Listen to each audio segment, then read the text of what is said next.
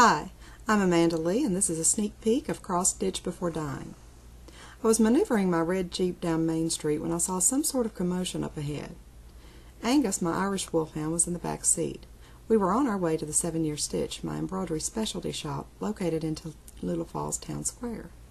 I braked, squinted, and craned my neck, but all I could really see were the cars in front of me and the flashing lights of 2 police cars and an ambulance. "Must be a car accident," I murmured to Angus. As I debated trying to get out of the traffic so I could turn around and go another route to my shop, someone on the street to my left screamed. I looked in the screamer's direction just in time to see a man dressed all in black shove past her. He was brandishing a handgun. The gunman hesitated, looked behind him, and then sprinted off again. I, too, was anxious to see who was chasing him, so I trained my gaze at the sidewalk and didn't watch to see where the man with the gun went. My heart dropped when I saw that the criminal was being pursued by Ted Nash. My Ted. I closed my eyes briefly and said a silent prayer. What could I do? How could I help? I couldn't just sit there. I whipped my head around in time to see the gunman and Ted disappear around the corner. I desperately wanted to do something, anything, but if I distracted Ted and he was harmed because of my actions, I'd never forgive myself. As hard as it was better for me to wait and pray. Suddenly I heard the shots. They sounded no louder than firecrackers being discharged. Bam! Bam! Bam! Then silence. Angus whimpered, aware that I was falling to pieces. He leaned over and licked tears from my right cheek. I needed to get out of this traffic. I had to park somewhere and see about Ted. The crowd had grown on the street, and in addition to a couple of uniformed police officers, I thought I caught a glimpse of Manu Singh, chief of police. I knew he'd help Ted, but that reassurance did nothing to dispel my need to get to Ted and make sure he was all right. I ignored the blaring of the car horns behind me as I edged out of the traffic and pulled onto a side street. There I parked, cracked the windows for Angus, promised him I'd be right back, locked the Jeep, and ran across the street. "Let me through!" I shouted as I fought my way through the crowd. "Let me through!" Someone had the audacity to stop me in my tracks. He was tall and strong, and I glared up at him. When I saw that it was Ted, I melted into his arms and sobbed. "It's all right, babe." He ran his hands over my back tenderly. "It's all right." I'd assured Ted I was fine, once that I'd seen he was okay, and I came on to work. He'd wanted to drive me, but he had more pressing matters to attend to. He needed to go back to the station with Manu and question their suspect. Fortunately, no one had been hurt when the man had fired off his weapon. He was thankfully a lousy shot. Now I tossed the bright yellow tennis ball from my spot on the sofa in the sit-and-stitch square into the merchandise area of the shop. It was a chilly, windy, cloudy day on the Oregon coast, and I hoped our morning of playing fetch would calm my jagged nerves and sufficiently tire Angus out. I wanted him to nap for a while so I could get some work done. I'd received a delivery late yesterday afternoon, and I hadn't even had time to open the box yet. At a little over a year old, Angus was still a puppy. He loved to romp and play. He returned and dropped the soggy ball at my feet, and I tossed it again. This time it landed near Jill, and Angus nearly knocked her down as he retrieved it. "Look out, Jill!" I called. Of course, she couldn't have moved out of his way anyhow. Jill was a mannequin. The name of my embroidery shop was the 7-Year Stitch, and the mannequin resembled Marilyn Monroe, who had starred in the movie, The 7-Year Itch.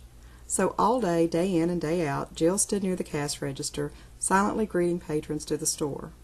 She sometimes modeled some of my embroidery projects. For instance, today she wore a white button-down Oxford shirt with a cluster of crewel embroidery flowers on the left shoulder. Combining the shirt with her jean shorts, she looked fetching as she embraced springtime. Many of my other embroidery projects adorned the walls, either framed or in embroidery hoops, and I had candlewick embroidered pillows on the sofa. Dolls dressed in clothing I'd embroidered stood on shelves throughout the store. I was not above putting embroidered bandanas around Angus's neck, but I didn't do it often since he didn't particularly go in for fancy accessories. My cell phone rang. It was Mom. Mom, by the way, was the acclaimed Hollywood costume designer Beverly Singer. She lived in San Francisco, which was also where I'd lived until about 9 months ago when I gave up a career in accounting to become Tallulah Falls embroidery shop owner. Mom probably thought I'd lost my mind at the time, but if she did, she never said so. She was awfully supportive. "Hi, Mom," I said. "What's up?" "I just got exciting news," she said. "Henry Beaumont has asked me to design and oversee costuming for a huge, lavish production about the life of early Bollywood star Sonam Zakaria." "Congratulations! That's terrific. Tell me all about this guy Sonam and why Mr. Beaumont is making a movie about his life. Sonam was a she, darling, and she was larger than life. The only American star I can think of to even remotely compare her to off the top of my head would be Elizabeth Taylor, Mom said. Anyway, the job is going to be quite an undertaking, and since the studio has given me an extremely generous budget, I'd like to hire you and a few of your most trusted stitchers to help me out. Are you serious? I asked. Absolutely. I'm afraid I won't be able to do it without you. She paused. Wait. That's not fair. I'm sorry. I'd love for you to help with the costumes, but I understand if you're too busy. I can...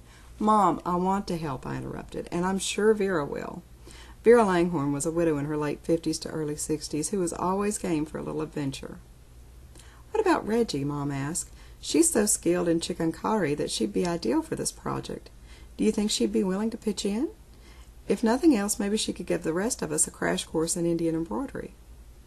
I'll call her and ask, I said. I'll let you know as soon as I talk with her. Thank you, dear. Give my love to Angus and Ted. About Ted, he had quite the adventure this morning. I told her about our earlier excitement. Oh, darling, I'm so glad he's okay. What a terrible ordeal. Are you all right? I'm still a little shaky, but I'm getting over it, I said. With all this going on, are you sure you want to take on a stitching project of this magnitude? She asked. Of course. They caught the guy. Everything is fine now. If you're sure, I'm sure. I'll talk with you later. Love you, Mom. Love you more than chocolate, she said. We ended the call, and I smiled at Angus. That was Grandma, I told him. She loves us more than chocolate. Yes, she does. He woofed, scooped up the tennis ball, and took a run around the shop with it.